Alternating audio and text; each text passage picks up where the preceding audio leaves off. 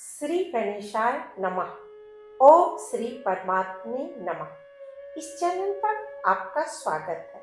संक्षिप्त पद्म पुराण में वर्णित पाताल खंड का 7वां अध्याय, भगवान के परात्पर स्वरूप श्री कृष्ण की महिमा तथा मथुरा के महात्म्य का वर्णन। श्री महादेव जी ने कहा, देवी, महर्षि वेद व्यास ने विष्णु भक्त महाराज अम्बरीश से जिस रहस्य का वर्णन किया था वही मैं तुम्हें भी बतला रहा हूँ। एक समय की बात है, राजा अम्बरीश बद्रिकाश्रम में गए।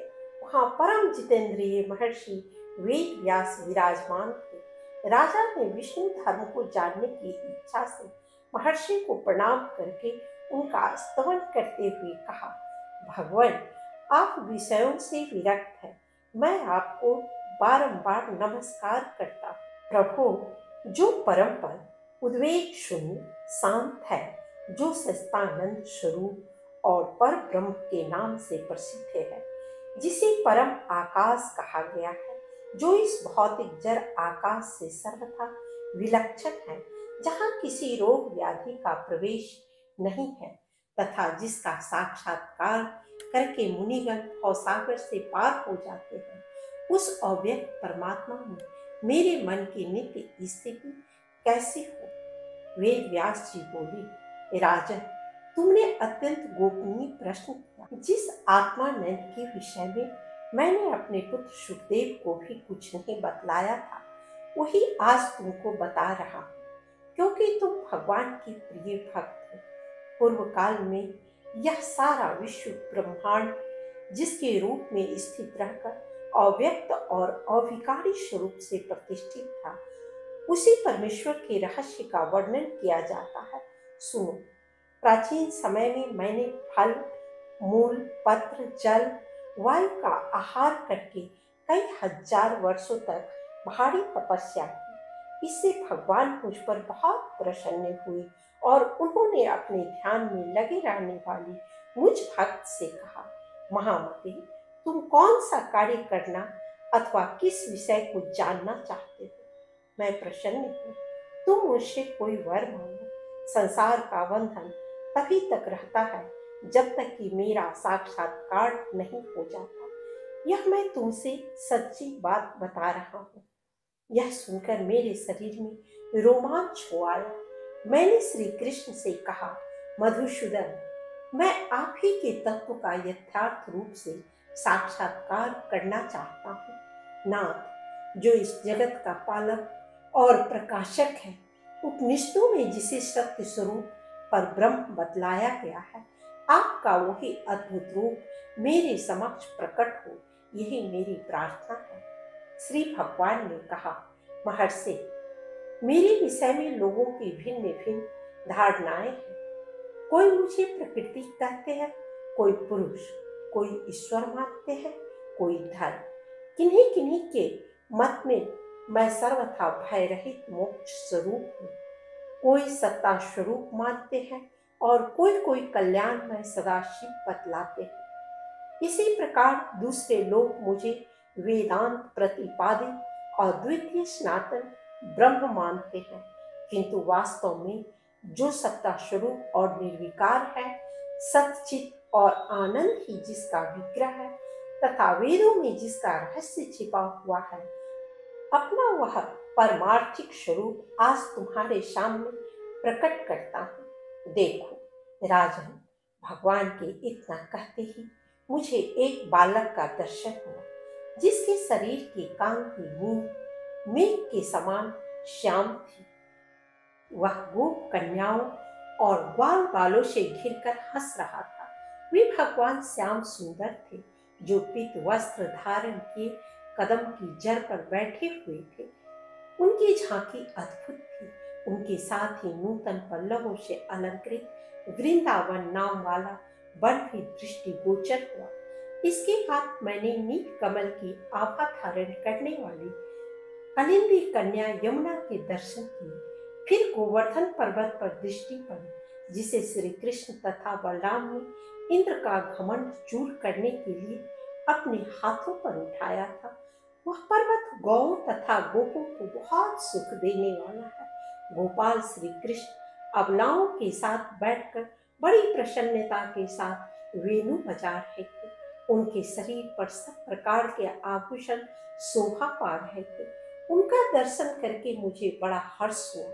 तब वृंदावन में विचरने वाले भगवान ने स्वयं मुझसे कहा, मुनि, तुमने जो इस दिव्य सनातन रूप का दर्शन किया है, यही मेरा निष्कर, निष्क्रिय, शांत और सच्चिदानंदमय पूर्ण विग्रह है। इस कमल लोचन स्वरूप से बढ़कर दूसरा कोई उत्कृष्ट तत्व नहीं है। वेद इसी स्वरूप का वर्णन करते हैं। यही कारणों का भी कारण है। यही सत्य, परमानंद स्वरूप, चिदानंद घन, सनातन और सिद्ध तत्व है। तुम मेरी इस मथुरापुरी को नित्य समझो। यह वृंदावन, यह यमुना, ये गोप कन्याएं तथा ग्वाल बाल सभी नित्य हैं। यहाँ जो मेरा अवतार हुआ है, यह भी नित्य है, इसमें संशय न करना। राधा मेरी सदा की प्रियात्मा है। मैं सर्वज्ञ, परात्पर, सर्वकाम, सर्वेश्वर तथा सर्वानंदमय परमेश्वर हूँ। मुझे ही यह सारा विश्व जो माया का विलास मात्र है प्रतीत हो रहा है। तब मैंने जगत के कारणों के भी कारण भगवान से कहा, ना, ये गोपियां और ग्वाल कौन है तथा यह वृक्ष कैसा है।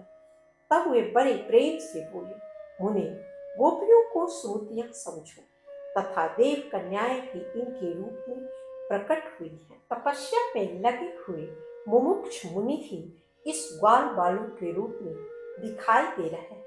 ये सभी मेरे आनंदमय विग्रह हैं। यह कदम कल्प वृक्ष है जो परमानंदमय श्री कृष्ण का एकमात्र आश्रय बना हुआ है तथा यह पर्वत भी अनादिकाल से मेरा भक्त है। इसमें तनिक भी संदेह नहीं है। अहो, कितने आश्चर्य की बात है कि दूषित चित्त वाले मनुष्य मेरी इस उत्कृष्ट सनातन एवं मनोरम पुरी को, जिसकी देवराज इंद्र, नागराज अनंत तथा बड़े बड़े मुनीश्वर की स्तुति करते हैं, नहीं जानते। यद्यपि काशी आदि अनेकों मोक्षदायिनी पुरियां विद्यमान है, तथापि उन सब में मथुरापुरी ही धन्य है, क्योंकि यह अपने क्षेत्र में जन्म, उपनयन, मृत्यु और दाह संस्कार इन चारों ही कारणों से मनुष्यों को मोक्ष प्रदान करती है। जब तब आदि साधनों के द्वारा मनुष्यों के अंतःकरण शुद्ध एवं शुभ संकल्प से युक्त हो जाते हैं और वे निरंतर ध्यान रूपी धन का संग्रह करने लगते हैं, तभी उन्हें मथुरा की प्राप्ति होती है। मथुरावासी धन्य है, वे देवताओं के भी माननीय है। उनकी महिमा की गणना नहीं हो सकती। मथुरा वासियों के जो दोष हैं वे नष्ट हो जाते हैं। उनमें जन्म लेने और मरने का दोष नहीं देखा जाता। जो निरंतर मथुरापुरी का चिंतन करते हैं वे निर्धन होने पर भी धन्य हैं, क्योंकि मथुरा में भगवान भूतेश्वर का निवास है, जो पापियों को भी मोक्ष प्रदान करने वाले हैं। देवताओं में श्रेष्ठ भगवान भूतेश्वर मुझको सदा ही प्रिय हैं, क्योंकि वे मेरी प्रसन्नता के लिए कभी भी मथुरापुरी का परित्याग नहीं करते। जो भगवान भूतेश्वर को नमस्कार, उनका पूजन अथवा स्मरण नहीं करता, वह मनुष्य दुराचारी है। जो मेरे परम भक्त शिव का पूजन नहीं करता, उस पापी को किसी तरह मेरी भक्ति नहीं प्राप्त होती। ध्रुव ने बालक होने पर भी जहाँ मेरी आराधना करके उस परम विशुद्ध स्थान को प्राप्त किया, जो उसके बाप दादों को भी नहीं नसीब हुआ था, वह मेरी मथुरापुरी में देवताओं के लिए भी दुर्लभ है। वहां जाकर मनुष्य यदि लंगड़ा या अंधा होकर भी प्राणों का परित्याग करे तो उसकी भी मुक्ति हो जाती है। महामना वेदव्यास, तुम इस विषय में कभी संदेह न करना। यह उपनिषदों का रहस्य है जिसे मैंने तुम्हारे सामने प्रकाशित किया है।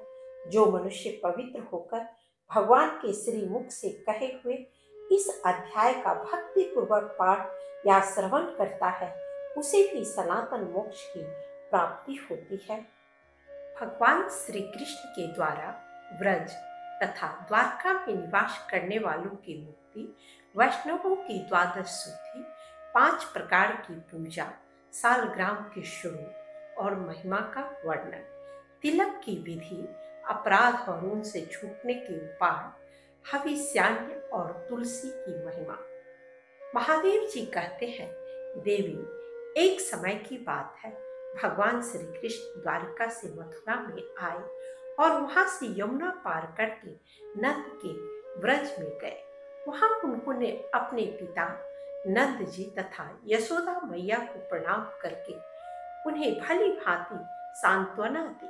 फिर पिता माता ने भी उन्हें छाती से लगाया। इसके बाद वे बड़े बूढ़े गोपों से मिले, उन सबको आश्वासन दिया तथा बहुत से वस्त्र और आभूषण आदि भेंट में देकर वहां रहने वाले सब लोगों को संतुष्ट किया। तत्पश्चात पावन वृक्षों से भरे हुए यमुना के रमणीय तट पर गोपांगनाओं के साथ कृष्ण ने 3 रात तक वहां सुखपूर्वक निवास किया। उस समय उस स्थान पर अपने पुत्रों और स्त्रियों सहित नंद गोप आदि सब लोग, यहाँ तक कि पशु पक्षी और मृग आदि भी भगवान वासुदेव की कृपा से दिव्य रूप धारण कर विमान पर आरूढ़ हुए और परम धाम वैकुंठ लोक को चले गए। इस प्रकार नंद के व्रज में निवास करने वाले सब लोगों को अपना निरामय पद प्रदान करके भगवान श्री कृष्ण देवियों और देवताओं के मुख से अपनी स्तुति सुनते हुए शोभा संपन्न द्वारिकापुरी में आए। वहां वसुदेव, उग्रसेन, संकर्षण, प्रद्युम्न, अनिरुद्ध और अक्रूर आदि यादव प्रतिदिन उनकी पूजा करते थे तथा वे विश्व रूपधारी भगवान दिव्य रत्नों द्वारा बने लता गृहों में पारिजात पुष्प बिछाए हुए मृदुल पल्लवों पर शयन करके अपनी 16,008 रानियों के साथ विहार किया करते थे। इस प्रकार संपूर्ण देवताओं का हित और समस्त भूभार का नाश करने के लिए भगवान यदुवंश में अवतीर्ण हुए थे। उन्होंने सभी राक्षसों का संहार करके पृथ्वी के महान भार को दूर किया तथा नंद के व्रज और द्वारिकापुरी में निवास करने वाली समस्त चराचर प्राणियों को भवबंधन से मुक्त करके उन्हें योगियों के ध्येयभूत परम सनातन धाम में स्थापित कर दिया। तदनंतर वे स्वयं भी अपने परम धाम को पधारे। पार्वती ने कहा, भगवान, वैष्णवों का जो यथार्थ धर्म है, जिसका अनुष्ठान करके सब मनुष्य भवसागर से पार हो जाते हैं, उसका मुझसे वर्णन कीजिए। महादेव जी ने कहा, देवी, प्रथम वैष्णवों की 12 प्रकार की शुद्धि बताई जाती है। भगवान के मंदिर को लीपना, भगवान की प्रतिमा के पीछे पीछे जाना तथा भक्ति पूर्वक उनकी प्रदक्षिणा करना, ये 3 कर्म चरणों की शुद्धि करने वाले हैं। भगवान की पूजा के लिए भक्ति भाव के साथ पत्र और पुष्पों का संग्रह करना यह हाथों की शुद्धि का उपाय है। यह शुद्धि सब प्रकार की शुद्धियों से बढ़कर है। भक्ति पूर्वक भगवान श्री कृष्ण के नाम और गुणों का कीर्तन वाणी की शुद्धि का उपाय बताया गया है। उनकी कथा का श्रवण और उत्सव का दर्शन, ये 2 कार्य क्रमशः कानों और नेत्रों की शुद्धि करने वाले कहे गए हैं। मस्तक पर भगवान का चरणोदक, निर्माल्य तथा माला धारण करना, ये भगवान के चरणों में पड़े हुए पुरुष के लिए सिर की शुद्धि के साधन है। भगवान के निर्माल्य भूत पुष्प आदि को सूंघना अंतः शुद्धि तथा घ्राण शुद्धि का उपाय माना गया है। श्री कृष्ण के युगल चरणों पर चढ़ा हुआ पत्र पुष्प आदि संसार में एकमात्र पावन है। वह सभी अंगों को शुद्ध कर देती है। भगवान की पूजा 5 प्रकार की बताई गई है। उन 5 भेदों को सुनो। अभिगमन, उपादान, योग, स्वाध्याय और इच्छा, यही पूजा के 5 प्रकार हैं। अब तुम्हें इनका क्रमशः परिचय दे रहा हूं। देवता के स्थान को झाड़ बुहार कर साफ करना, उसे लीपना तथा पहले के चढ़े हुए निर्माल्य को दूर हटाना अभिगमन कहलाता है। पूजा के लिए चंदन और पुष्प आदि के संग्रह का नाम उपादान है। अपने साथ अपने इष्ट देव की आत्म भावना करना यथार्थ मेरा इष्ट देव मुझसे भिन्न नहीं है, वह मेरा ही आत्मा है। इस तरह की भावना को दृढ़ करना योग कहा गया है। इष्ट देव के मंत्र का अर्थानुसंधान पूर्वक जप करना स्वाध्याय है। सूक्त और स्तोत्र आदि का पाठ, भगवान का कीर्तन तथा भगवत तत्व आदि का प्रतिपादन करने वाले शास्त्रों का अभ्यास भी स्वाध्याय कहलाता है। अपने आराध्य देव की यथार्थ विधि से पूजा करने का नाम ईज्या है। सुब्रते, यह 5 प्रकार की पूजा मैंने तुम्हें बताई। यह कर्मशः, सारिष्ट, सामीप्य, सालोक्य, सायुज्य और सारूप्य नामक मुक्ति प्रदान करने वाली है। यह प्रसंगवश शालग्राम शिला की पूजा के संबंध में कुछ निवेदन करूंगा। 4 भुजाधारी भगवान विष्णु के दाहिनी एवं ऊर्ध्व भुजा के क्रम से अस्त्र विशेष ग्रहण करने पर केशव आदि नाम होते हैं, अर्थात दाहिनी ओर का ऊपर का हाथ, दाहिनी ओर का नीचे का हाथ, बाईं ओर का ऊपर का हाथ और बाईं ओर का नीचे का हाथ। इस क्रम से चारों हाथों में शंख, चक्र आदि आयुधों को क्रम या व्यतिक्रम पूर्वक धारण करने पर भगवान की भिन्न भिन्न संज्ञाएं होती हैं। उन्हीं संज्ञाओं का निर्देश करते हुए यहाँ भगवान का पूजन बतलाया जाता है। उपयुक्त क्रम से चारों हाथों में शंख, चक्र, गदा और पद्म धारण करने वाले विष्णु का नाम केशव है।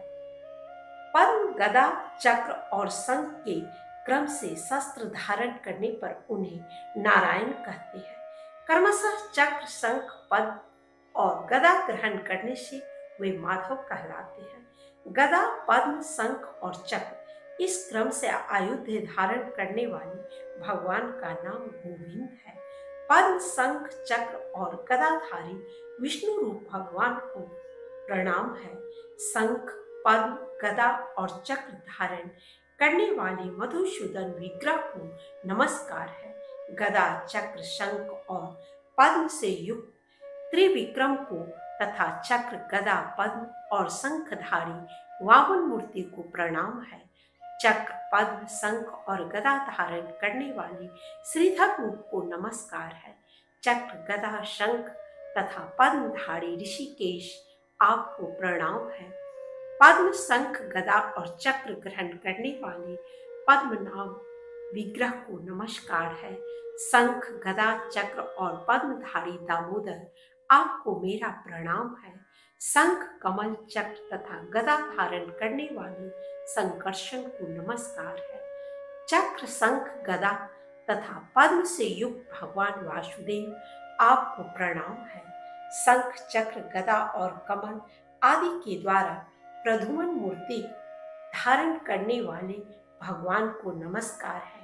गदा, शंख, कमल तथा चक्रधारी अनिरुद्ध को प्रणाम है। पद्म, शंख, गदा और चक्र से चिन्हित पुरुषोत्तम रूप को नमस्कार है। गदा, शंख, चक्र और पद्म ग्रहण करने वाले अधोक्षज को प्रणाम है। पद्म, गदा, शंख और चक्र धारण करने वाले नृसिंह भगवान को नमस्कार है। पद्म, चक्र, शंख और गदा लेने वाले अच्युत स्वरूप को प्रणाम है। गदा, पद्म, चक्र और शंखधारी श्री कृष्ण विग्रह को नमस्कार है। जिस शालग्राम शिला में द्वार स्थान पर परस्पर सटे हुए 2 चक्र हो, जो शुक्ल वर्ण की रेखा से अंकित और शोभा संपन्न दिखाई देती हो, उसी भगवान श्री गदाधर का स्वरूप समझना चाहिए। संकर्षण मूर्ति में 2 सटे हुए चक्र होते हैं, लाल रेखा होती है और उसका पूर्व भाग कुछ मोटा होता है। प्रधुमन के स्वरूप में कुछ कुछ पीलापन होता है और उसमें चक्र का चिन्ह सूक्ष्म रहता है। अनिरुद्ध की मूर्ति गोल होती है और उसके भीतरी भाग में गहरा एवं चौड़ा छेद होता है। इसके सिवा वह द्वार भाग में नील वर्ण और 3 रेखाओं से युक्त भी होती है। भगवान नारायण श्याम वर्ण के होते हैं। उनके मध्य भाग में गदा के आकार की रेखा होती है। और उनका नाभि कमल बहुत ऊंचा होता है। भगवान नरसिंह की मूर्ति में चक्र का स्थूल चिन्ह रहता है। उनका वर्ण कपिल होता है तथा वे 3 या 5 बिंदुओं से युक्त होते हैं। ब्रह्मचारी के लिए उन्हीं का पूजा विहित है। वे भक्तों की रक्षा करने वाले हैं। जिस सालग्राम शिला में 2 चक्र के चिन्ह विषम भाव से स्थित हो, 3 लिंग हो तथा 3 रेखाएं दिखाई देती हो, वह वराह भगवान का स्वरूप है। उसका वर्ण नील तथा आकार स्थूल होता है। भगवान वराह भी सबकी रक्षा करने वाले हैं। कच्छप की मूर्ति श्याम वर्ण की होती है। उसका आकार पानी की भंवर के समान गोल होता है। उसमें यत्र तत्र बिंदुओं के चिन्ह देखे जाते हैं तथा उसका पृष्ठभाग श्वेत रंग का होता है। श्रीधर की मूर्ति में 5 रेखाएं होती है। वनमाली के स्वरूप में गदा का चिन्ह होता है। गोल आकृति, मध्य भाग में चक्र का चिन्ह तथा नीलवर्ण, यह वामन मूर्ति की पहचान है, जिसमें नाना प्रकार की अनेकों मूर्तियों तथा सर्प शरीर के चिन्ह होते हैं। वह भगवान अनंत की प्रतिमा है। दामोदर की मूर्ति स्थूलकार एवं नील वर्ण की होती है। उसमें मध्य भाग में चक्र का चिन्ह होता है। भगवान दामोदर नील चिन्ह से युक्त होकर संकर्षण के द्वारा जगत की रक्षा करते हैं। जिसका वर्ण लाल है तथा जो लंबी लंबी रेखा, छिद्र, एक चक्र और कमल आदि से युक्त एवं स्थूल है, उस सालग्राम को ब्रह्मा की मूर्ति समझनी चाहिए। जिसमें बृहद छिद्र, स्थूल चक्र का चिन्ह और कृष्ण वर्ण हो, वह श्री कृष्ण का स्वरूप है। वह बिंदु युक्त और बिंदु शून्य दोनों ही प्रकार का देखा जाता है। ग्रीव मूर्ति अंकुश के समान आकार वाली और 5 रेखाओं से युक्त होती है। भगवान वैकुंठ कौस्तुभ मणि धारण किए रहते हैं। उनकी मूर्ति बड़ी निर्मल दिखाई देती है। वह एक चक्र से चिन्हित और श्याम वर्ण की होती है। मत्स्य भगवान की मूर्ति बृहद कमल के आकार की होती है। उसका रंग श्वेत होता है तथा उसमें हाथ की रेखा देखी जाती है।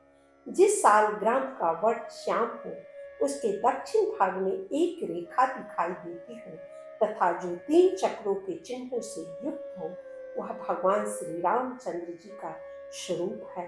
वे भगवान सबकी रक्षा करने वाले हैं। द्वारकापुरी में स्थित सालग्राम स्वरूप भगवान गदाधर को नमस्कार है।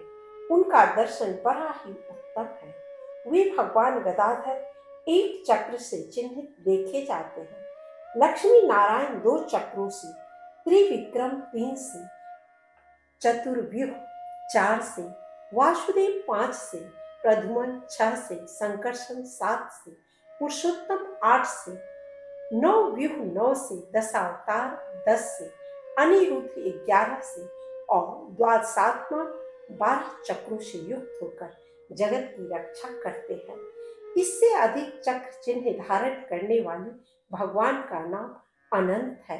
दंड, कमंडलू और अक्षमाला धारण करने वाले चतुर्मुख ब्रह्मा तथा 5 मुख और 10 भुजाओं से सुशोभित वृषध्वज महादेव जी अपने आयुधियों सहित सालग्राम शिला में स्थित रहते हैं। गौरी, चंडी, सरस्वती और महालक्ष्मी आदि माताएं हाथ में कमल धारण करने वाली, सूर्य देव हाथी के समान कंधे वाले गजानन, गणेश 6 मुखों वाले स्वामी कार्तिकेय तथा और भी बहुत से देवगण सालग्राम प्रतिमा में मौजूद रहते हैं।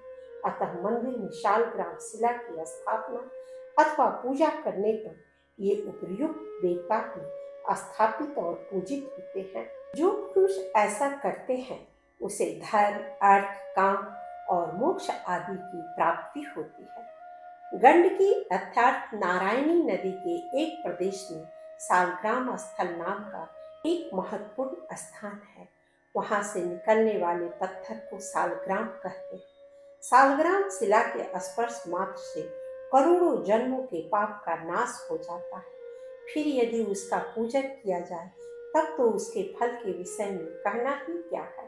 वह भगवान के समीप पहुंचाने वाला है। बहुत जन्मों के पुण्य से यदि कभी गो अस्पद्य के चिन्ह से युक्त श्री कृष्ण शिला प्राप्त हो जाए तो उसी के पूजन से मनुष्य के पुनर्जन्म की समाप्ति हो जाती है। पहले सालग्राम शिला की परीक्षा करनी चाहिए। यदि वह काली और चिकनी हो तो उत्तम है। यदि उसकी कालिमा कुछ कम हो तो वह मध्यम श्रेणी की मानी गई है, और यदि उसमें दूसरे किसी रंग का सम्मिश्रण हो तो वह मिश्रित फल प्रदान करने वाली होती है। जैसे सदा काठ के भीतर छिपी हुई आग मंथन करने से प्रकट होती है, उसी प्रकार भगवान विष्णु सर्वत्र व्याप्त होने पर भी सालग्राम शिला में विशेष रूप से अभिव्यक्त होते हैं। जो प्रतिदिन द्वारका की शिला गोमती चक्र से युक्त 12 सालग्राम मूर्तियों का पूजन करता है वह वैकुंठ लोक में प्रतिष्ठित होता है। जो मनुष्य सालग्राम शिला के भीतर गुफा का दर्शन करता है उसके भीतर तृप्त होकर कल्प के अंत तक स्वर्ग में निवास करते हैं। जहाँ द्वारकापुरी की शिला यथार्थ गोमती चक्र रहता है वह स्थान वैकुंठ लोक माना जाता है। वहाँ मृत्यु को प्राप्त हुआ मनुष्य विष्णु धाम में जाता है। जो सालग्राम शिला की कीमत लगाता है, जो बेचता है, जो विक्रय का अनुमोदन करता है तथा जो उसकी परीक्षा करके मूल्य का समर्थन करता है वे सब नरक में पड़ते हैं। इसलिए देवी सालग्राम शिला और गोमती चक्र की खरीद बिक्री छोड़ देनी चाहिए।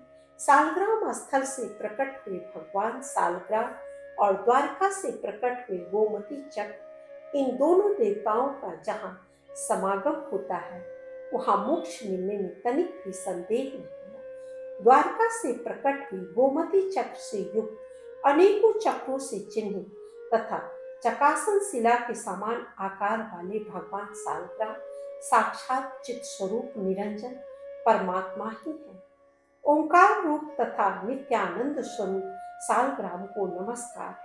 महाभाग सालग्राम, मैं आपका अनुग्रह चाहता हूँ। प्रभु, मैं ऋण से ग्रस्त हूँ, मुझ भक्त पर अनुग्रह कीजिए। अब मैं प्रसन्नता पूर्वक तिलक की विधि का वर्णन करता हूँ। ललाट में केसर, कंठ में श्री पुरुषोत्तम, नाभि में नारायण देव, हृदय में वैकुंठ, बाईं पसली में दामोदर, दाहिनी पसली में त्रिविक्रम, मस्तक पर ऋषिकेश, पीठ में पद्मनाभ, कानों में गंगा यमुना तथा दोनों भुजाओं में श्री कृष्ण और हरि का निवास समझना चाहिए। उपर्युक्त स्थानों में तिलक करने से ये 12 देवता संतुष्ट होते हैं। तिलक करते समय इन 12 नामों का उच्चारण करना चाहिए। जो ऐसा करता है वह सब पापों से शुद्ध होकर विष्णु लोक को जाता है। भगवान के चरणोदक को पीना चाहिए और पुत्र, मित्र तथा स्त्री आदि समस्त परिवार के शरीर पर उसे छिड़कना चाहिए। श्री विष्णु का चरणोदक यदि पी लिया जाए तो वह करोड़ों जन्मों के पाप का नाश करने वाला होता है। भगवान के मंदिर में खड़ा या सवारी पर चढ़कर जाना, भगवत संबंधी उत्सवों का सेवन न करना, भगवान के सामने जाकर प्रणाम न करना, उच्छिष्ट या अपवित्र अवस्था में भगवान की वंदना करना, एक हाथ से प्रणाम करना, भगवान के सामने ही एक स्थान पर खड़े खड़े प्रदक्षिणा करना, भगवान के आगे पांव फैलाना, पलंग पर बैठना, सोना, खाना, झूठ बोलना, जोर जोर से चिल्लाना, परस्पर बात करना, रोना, झगड़ना, किसी को दंड देना, अपने बल के घमंड में आकर किसी पर अनुग्रह करना, स्त्रियों के प्रति कठोर बात कहना, कंबल ओढ़ना, दूसरे की निंदा, पराई स्तुति, गाली बकना, अधो वायु का त्याग करना, शक्ति रहते हुए गौण उपचारों से पूजा करना, मुख्य उपचारों का प्रबंध न करना, भगवान को भोग लगाए बिना ही भोजन करना, सामयिक फल आदि को भगवान की सेवा में अर्पण न करना, उपयोग में लाने से बचे हुए भोजन को भगवान के लिए निवेदन करना, भोजन का नाम लेकर दूसरे की निंदा तथा प्रशंसा करना, गुरु के समीप मौन रहना, आप प्रशंसा करना तथा देवताओं को कोसना, ये विष्णु के प्रति 32 अपराध बताए गए हैं। मधुसूदन, मुझसे प्रतिदिन हजारों अपराध होते रहते हैं, किंतु मैं आपका ही सेवक हूँ। ऐसा समझकर मुझे उनके लिए क्षमा करें। इस मंत्र का उच्चारण करके भगवान के सामने पृथ्वी पर दंड की भांति पड़कर साष्टांग प्रणाम करना चाहिए। ऐसा करने से भगवान श्री हरि सदा हजारों अपराध क्षमा करते हैं। द्विजातियों के लिए सवेरे और शाम 2 ही समय भोजन करना वेद विहित है। गोल, लौकी, लहसुन, तारका, फल और भाटा, इन्हें वैष्णव पुरुष को नहीं खाना चाहिए। वैष्णव के लिए बर, पीपल, मदार, कुंभी, तेंदु, कोविदार और कदम के पत्ते में भोजन करना निषिद्ध है। जला हुआ तथा भगवान को अर्पण न किया हुआ अन्न, जंबीर और बिजौड़ा, नींबू, साग तथा खाली नमक भी वैष्णव को नहीं खाना चाहिए। यदि दैवात कभी खा ले तो भगवान का स्मरण करना चाहिए। हेमंत ऋतु में उत्पन्न होने वाला सफेद धान जो सड़ा हुआ न हो, मूंग, तिल, यव, केराव, कंगनी, निवार, साग, हिलमोचिका, हिलसा, काल साग, बथुआ, मूली, दूसरे मूल साग, सेंधा और सांभर नमक, गाय का दही, गाय का घी, बिना माखन निकाला हुआ गाय का दूध, कटहल, आम, हर्रे, पिपली, जीरा, नारंगी, इमली, केला, लवली, आंवले का फल, गुड़ के सिवा ईख के रस से तैयार होने वाली अन्य सभी वस्तुएं तथा बिना तेल के पकाया हुआ अन्न, इन सभी खाद्य पदार्थों को मुनि लोग हविष्यान्न कहते हैं। जो मनुष्य तुलसी के पत्र और पुष्प आदि से युक्त माला धारण करता है, उसको भी विष्णु ही समझना चाहिए। आंवले का वृक्ष लगाकर मनुष्य विष्णु के समान हो जाता है। आंवले के चारों ओर 350 हाथ की भूमि को कुरुक्षेत्र जानना चाहिए। तुलसी की लकड़ी के रुद्राक्ष के समान दाने बनाकर उनके द्वारा तैयार की हुई माला कंठ में धारण करके भगवान का पूजन आरंभ करना चाहिए।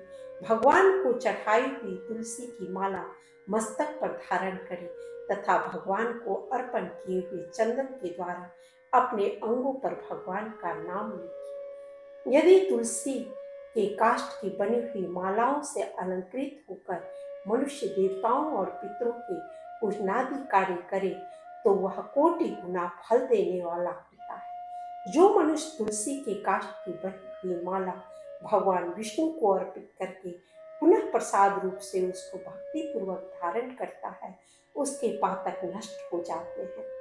पाक आदि उपचारों से तुलसी की पूजा करके इस मंत्र का उच्चारण करें, जो दर्शन करने पर सारे पाप समुदाय का नाश कर देती है, स्पर्श करने पर शरीर को पवित्र बनाती है, प्रणाम करने पर रोगों का निवारण करती है, जल से सींचने पर यमराज को भी भय हो जाती है, आरोपित करने पर भगवान श्री कृष्ण के समीप ले जाती है और भगवान के चरणों में चढ़ाने पर मोक्ष रूपी फल प्रदान करती है। उस तुलसी देवी को नमस्कार है। नाम कीर्तन की महिमा, भगवान के चरण चिन्हों का परिचय तथा प्रत्येक मास में भगवान की विशेष आराधना का वर्णन। पार्वती जी ने पूछा, कृपा निधि, विषय रूपी ग्राहों से भरे हुए भयंकर कलयुग के आने पर संसार के सभी मनुष्य पुत्र, स्त्री और धन आदि की चिंता से व्याकुल रहेंगे। ऐसी दशा में उनके उद्धार का क्या उपाय है, यह बताने की कृपा कीजिए। महादेव जी ने कहा, देवी, कलयुग में केवल हरिनाम ही संसार समुद्र से पार लगाने वाला है। जो लोग प्रतिदिन हरे राम, हरे कृष्ण आदि प्रभु के मंगलमय नामों का उच्चारण करते हैं, उन्हें कलयुग बाधा नहीं पहुंचाता। अतः बीच बीच में जो आवश्यक कर्म प्राप्त हो, उन्हें करते करते भगवान के नामों का भी स्मरण करते रहना चाहिए। जो बारंबार कृष्ण कृष्ण कृष्ण कृष्ण की रट लगाता रहता है तथा मेरे और तुम्हारे नाम का भी व्यतिक्रम पूर्वक अर्थात गौरी शंकर आदि कहकर जप किया करता है, वह भी जैसे आग रुई की ढेरी को जला डालती है, उसी प्रकार अपनी पाप राशि को भस्म करके उससे मुक्त हो जाता है। जय अथवा श्री शब्द पूर्वक जो तुम्हारा, मेरा या श्री कृष्ण का मंगलमय नाम है, उसका जप करने से मनुष्य पाप मुक्त हो जाता है। दिन रात और संध्या सभी समय नाम स्मरण करना चाहिए। दिन रात हरि नाम का जप करने वाला पुरुष श्री कृष्ण का प्रत्यक्ष दर्शन पाता है और पवित्र हो या पवित्र, सब समय निरंतर भगवान का स्मरण करने से वह क्षण भर में भवबंधन से छुटकारा पा जाता है। भगवान का नाम नाना प्रकार के अपराधों से युक्त मनुष्य का पाप भी हर लेता है।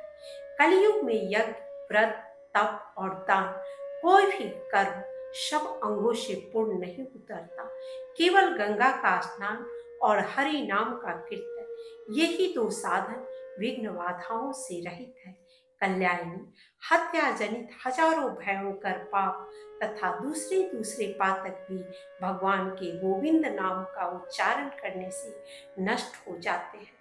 मनुष्य अपवित्र हो या पवित्र अथवा किसी भी दशा में क्यों न स्थित हो, जो पुंडरीकाक्ष कमल नयन भगवान विष्णु का स्मरण करता है, वह बाहर और भीतर सब ओर से पवित्र हो जाता है। केवल भगवान नामों के स्मरण से तथा भगवान के चरणों का चिंतन करने से शुद्धि होती है। सोने चांदी, भिगोए हुए आटे अथवा पुष्पमाला के द्वारा भगवान के चरणों की आकृति बनाकर उसे चक्र आदि चिन्हों से अंकित कर ले। उसके बाद पूजन आरंभ करें। पूजन के समय भगवत चरणों का इस प्रकार ध्यान करें। भगवान अपने दाहिने पैर के अंगूठे की जड़ में प्रंत जनों के संसार बंधन का उच्छेद करने के लिए चक्र का चिन्ह धारण करते हैं। मध्यमा अंगुली के मध्य भाग में अच्युत ने अत्यंत सुंदर कमल का चिन्ह धारण कर रखा है। उसका उद्देश्य है ध्यान करने वाले भक्तों के चित्त रूपी भ्रमर को लुभाना। कमल के नीचे वे ध्वज का चिन्ह धारण करते हैं, जो मानो समस्त अनर्थों को परास्त करके फहराने वाली विजय ध्वजा है। कनिष्ठिका का अंगुली की जड़ में वज्र का चिन्ह है, जो भक्तों की पाप राशि को विदीर्ण करने वाला है। पैर के पार्श्व भाग में बीच की ओर अंकुश का चिन्ह है, जो भक्तों के चित्त रूपी हाथी का दमन करने वाला है। श्री हरि अपने अंगुष्ठ के पर्व में भोग संपत्ति के प्रतीक भूत यव का चिन्ह धारण करते हैं तथा मूल भाग में गदा की रेखा है, जो समस्त देहधारियों के पाप रूपी पर्वत को चूर्ण कर डालने वाली है। इतना ही नहीं, वे अजन्मा भगवान संपूर्ण विद्याओं को प्रकाशित करने के लिए भी पद्म आदि चिन्ह को धारण करते हैं। दाहिने पैर में जो जो चिन्ह है, उन्हीं चिन्हों को करुणानिधान प्रभु अपने बाएं पैर में भी धारण करते हैं। इसलिए गोविंद के महात्म्य का जो आनंदमय रस के कारण अत्यंत मनोरम जान पड़ता है, सदा श्रवण और कीर्तन करना चाहिए। ऐसा करने वाले मनुष्य की मुक्ति होने में तनिक भी संदेह नहीं है। अब मैं प्रत्येक मास का वह कृत्य बतला रहा हूँ जो भगवान विष्णु को प्रसन्न करने वाला है। ज्येष्ठ के महीने में पूर्णिमा तिथि को स्नान आदि से पवित्र होकर यत्न पूर्वक श्री हरि का स्नानोत्सव मनाना चाहिए। इससे दिन, पक्ष, मास, ऋतु और वर्ष भर के पाप नष्ट हो जाते हैं। कोटि कोटि सहस्त्र जो पातक और उपपातक होते हैं, उन सब का नाश हो जाता है। स्नान के समय कलश में जल लेकर भगवान के मस्तक पर धीरे धीरे गिराना चाहिए और पुरुषोक्त के मंत्रों तथा पावमानी ऋचाओं को क्रमशः पाठ करते रहना चाहिए। नारियल युक्त जल, ताल फल से युक्त जल, रत्न मिश्रित जल, चंदन मिश्रित जल तथा पुष्प युक्त जल, इन 5 उपचारों से स्नान कराकर अपने वैभव विस्तार के अनुसार भगवान की आराधना करें। तत्पश्चात घम घंटाए नमः इस मंत्र को पढ़कर घंटा बजावे और इस प्रकार प्रार्थना करें। अपनी ऊंची आवाज से पतितों की पातक राशि का निवारण करने वाली घंटे, घोर संसार सागर में पड़े हुए मुझ पापी की रक्षा करो। जो श्रोत्रिय विद्वान ब्राह्मण पवित्र भाव से इस प्रकार भगवान की आराधना करता है, वह सब पापों से मुक्त होकर विष्णु लोक में जाता है। आषाढ़ शुक्ल द्वितीया को भगवान की सवारी निकालकर रथ यात्रा संबंधी उत्सव करना चाहिए तथा आषाढ़ शुक्ल एकादशी को भगवान के शयन का उत्सव मनाना चाहिए। फिर श्रावण के महीने में श्रावणी की विधि का पालन करना उचित है। भाद्रपद कृष्ण अष्टमी को भगवान श्री कृष्ण के जन्म का दिन है, उस दिन व्रत रखना चाहिए। तत्पश्चात आश्विनी के महीने में सोए हुए भगवान के करवट बदलने का उत्सव मनाना उचित है। उसके बाद समयानुसार श्री हरि के शयन से उठने का उत्सव करे, अन्यथा वह मनुष्य विष्णु का द्रोह करने वाला माना जाता है। आश्विन के शुक्ल पक्ष में भगवती महामाया का भी पूजन करना कर्तव्य है। उस समय विष्णु रूपा भगवती की सोने या चांदी की प्रतिमा बना लेनी चाहिए। हिंसा और द्वेष का परित्याग करना चाहिए, क्योंकि विष्णु की पूजा करने वाला पुरुष धर्मात्मा होता है और हिंसा द्वेष आदि महान अधर्म है। कार्तिक पुण्य मास है, इसमें इच्छा अनुसार पुण्य करें। भगवान दामोदर के लिए प्रतिदिन किसी ऊंचे स्थान पर दीप दान करना उचित है। दीपक 4 अंगुल का चौड़ा और उसमें 7 बत्तियां जलाई जाए। फिर पक्ष के अंत में अमावस्या को सुंदर दीपावली का उत्सव मनाया जाए। मार्गशीर्ष के शुक्ल पक्ष में षष्ठी तिथि को सफेद वस्त्रों के द्वारा भगवान जगदीश की और विशेषतः ब्रह्मा जी की पूजा करें। पौष मास में भगवान का पुष्प मिश्रित जल से अभिषेक तथा तरल चंदन वर्जित है। मकर संक्रांति के दिन तथा माघ के महीने में अधिवासित तंडुल का भगवान के लिए नैवेद्य लगावे और ओम विष्णवे नमः इस मंत्र का उच्चारण करें। फिर ब्राह्मणों को देवाधिदेव भगवान के सामने बिठाकर भक्ति पूर्वक भोजन करावे तथा उन भगवत भक्त द्विजों की भगवत बुद्धि से पूजा करें। एक भगवत भक्त पुरुष के भोजन करा देने पर करोड़ों मनुष्यों के भोजन कराने का फल होता है। यदि पूजा में किसी अंग की कमी रह गई हो तो वह ब्राह्मण भोजन कराने से अवश्य पूर्ण हो जाती है। माघ के शुक्ल पक्ष में वसंत पंचमी को भगवान केशव को नहलाकर आम के पल्लव तथा भांति भांति के सुगंधित चूर्ण आदि के द्वारा विधि पूर्वक उनकी पूजा करें। तत्पश्चात जय कृष्ण कहकर भगवान का स्मरण करते हुए उन्हें एक मनोहर उपवन में प्रदक्षिण भाव से ले जाए और वहां दोलोत्सव मनावे। उक्त उपवन को प्रज्वलित दीपकों के द्वारा प्रकाशित किया जाए। उसमें ऐसे ऐसे वृक्ष हों जो सभी ऋतुओं में फूलों से भरे रहे। फल फूलों से सुशोभित नाना प्रकार के वृक्ष, पुष्प निर्मित चंदोवे, जल से भरे हुए घट, आम की छोटी बड़ी शाखाएं तथा छत्र और चमड़ आदि वस्तुएं उस वन की शोभा बढ़ा रही हो। कलयुग में विशेष रूप से दोलोत्सव का विधान है। फाल्गुन की चतुर्दशी को 8वें पहर में अथवा पूर्णिमा या प्रतिपदा की संधि में भगवान की भक्ति पूर्वक विधिवत पूजा करें। उस समय श्वेत, लाल, गौर तथा पीले इन 4 प्रकार के चूर्णों का उपयोग करें। उनमें कर्पूर आदि सुगंधित पदार्थ मिले होने चाहिए। हल्दी का रंग मिला देने से उन चूर्णों के रंग तथा रूप और भी मनोहर हो जाते हैं। इनके सिवा अन्य प्रकार के रंग रूप वाले चूर्णों द्वारा भी परमेश्वर को प्रसन्न करें। एकादशी से लेकर पंचमी तक इस उत्सव को पूरा करें अथवा 5 या 3 दिन तक दोलोत्सव करना उचित है। यदि मनुष्य एक बार भी झूले में झूलते हुए दक्षिणाभिमुख श्री कृष्ण का दर्शन कर ले तो वे पाप राशि से मुक्त हो जाते हैं।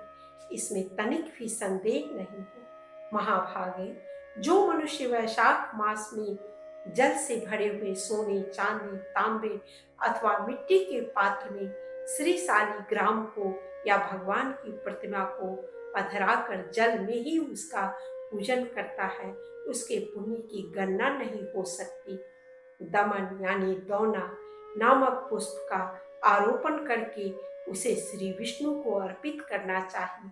वैशाख, श्रावण अथवा भाद्रपद मास में दमनार्पण करना उचित है। पूर्वी हवा चलने पर ही दमनार्पण आदि कर्म होते हैं। उस समय विधि पूर्वक भगवान का पूजन करना चाहिए, अन्यथा सब कुछ निष्फल हो जाता है। वैशाख की तृतीया को विशेषतः जल में अथवा मंडल मंडप या बहुत बड़े वन में यह कार्य संपन्न करना चाहिए। वैशाख मास में प्रतिदिन भगवान के अंग को सुगंधित चंदन आदि लगाकर परिपुष्ट करें। यत्न पूर्वक ऐसा कार्य करें जो भगवान के कृष्ण शरीर के लिए पुष्टिकारक जान पड़े। चंदन, अगूर, हिवेर, काला गरु, कुमकुम, रोचना, जटामासी और मुरा ये विष्णु के उपयोग में आने वाले 8 गंध माने गए हैं। उन सुगंधित पदार्थों का भगवान विष्णु के अंगों पर लेपन करें। तुलसी के काष्ठ को चंदन की भांति घिसकर उसमें कर्पूर और अगरू मिला दे अथवा केसर ही मिलावे तो वह भगवान के लिए हरिचंदन हो जाता है। जो मनुष्य यात्रा के समय भक्ति पूर्वक श्री कृष्ण का दर्शन करते हैं उनकी पुनरावृत्ति नहीं होती। जो लोग सुगंधित मिश्रित जल से भगवान को नहलाते हैं उनके लिए भी यही फल है। अथवा वैशाख मास में भगवान को फूलों के भीतर रखना चाहिए।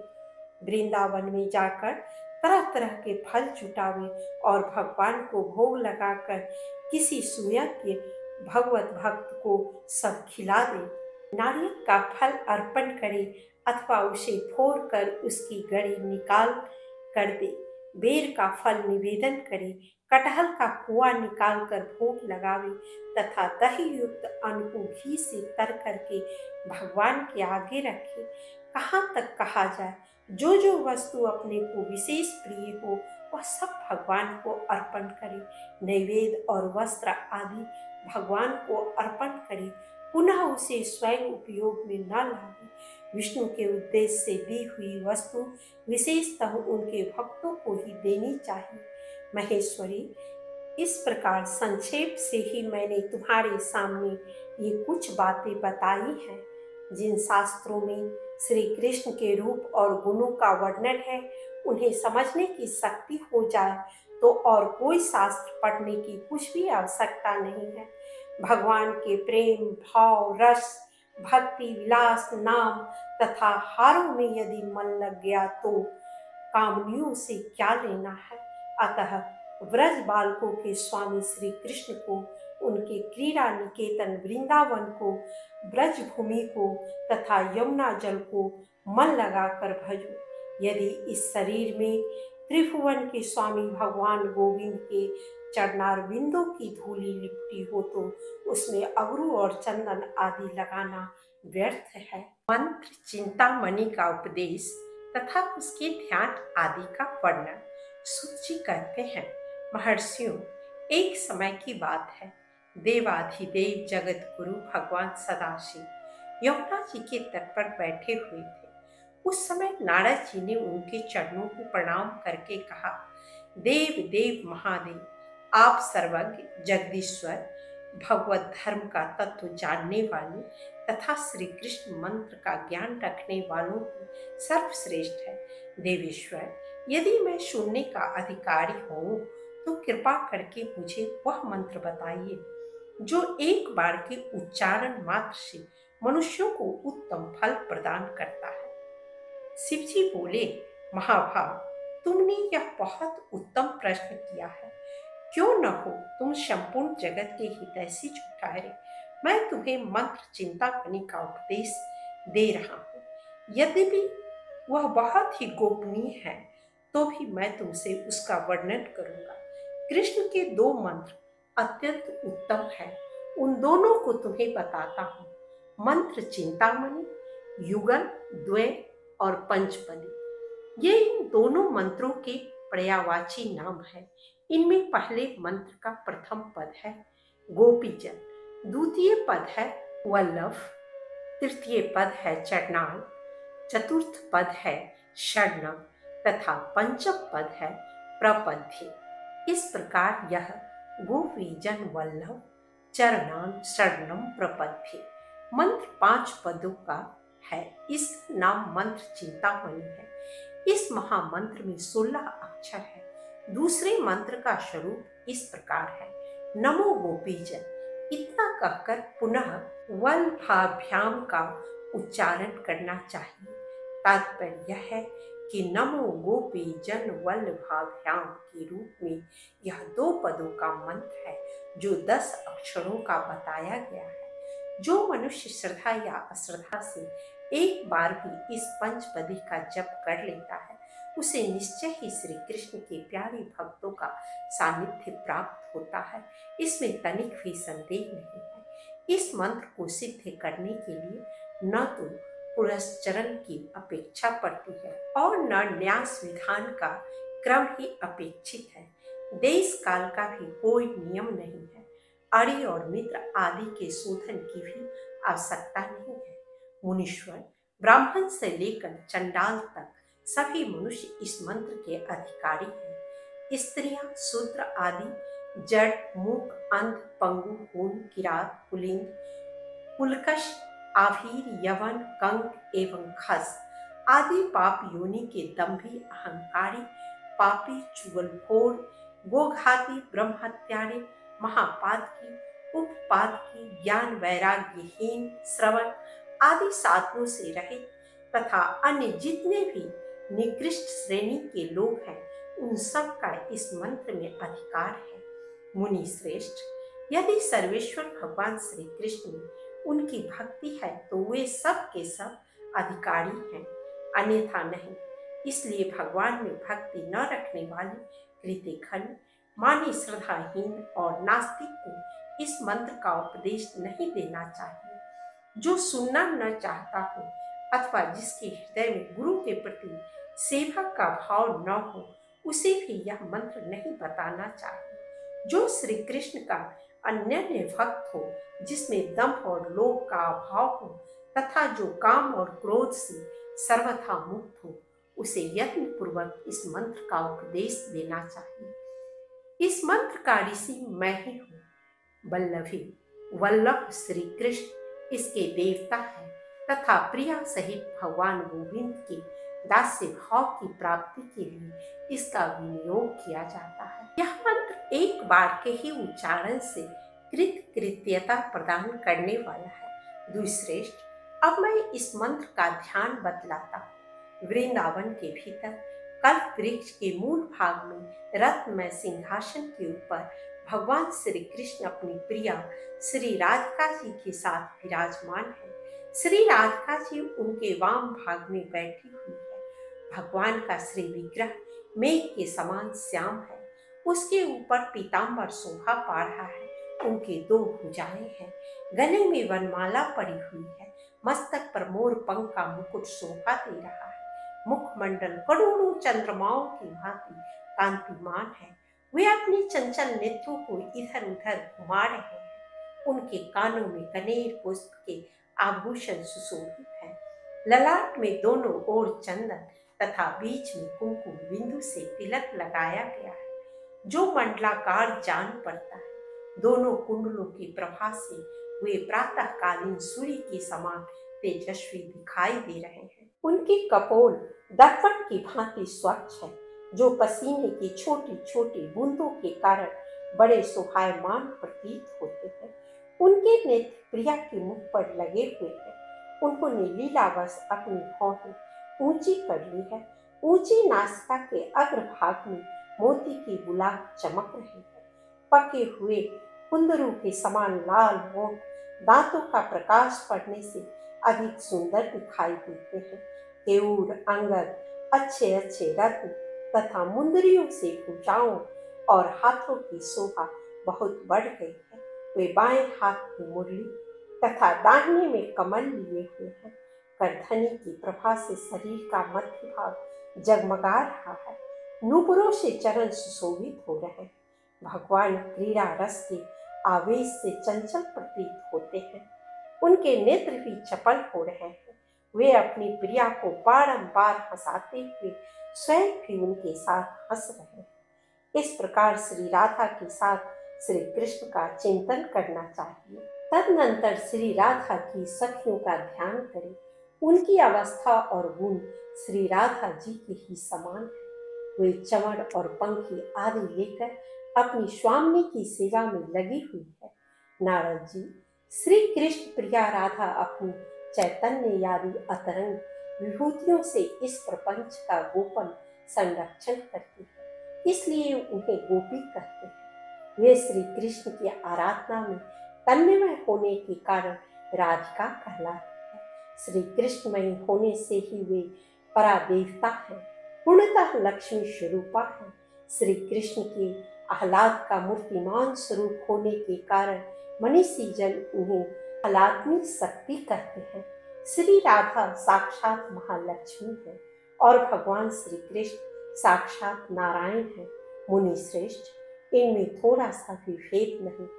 श्री राधा दुर्गा है तो श्री कृष्ण रुद्र है।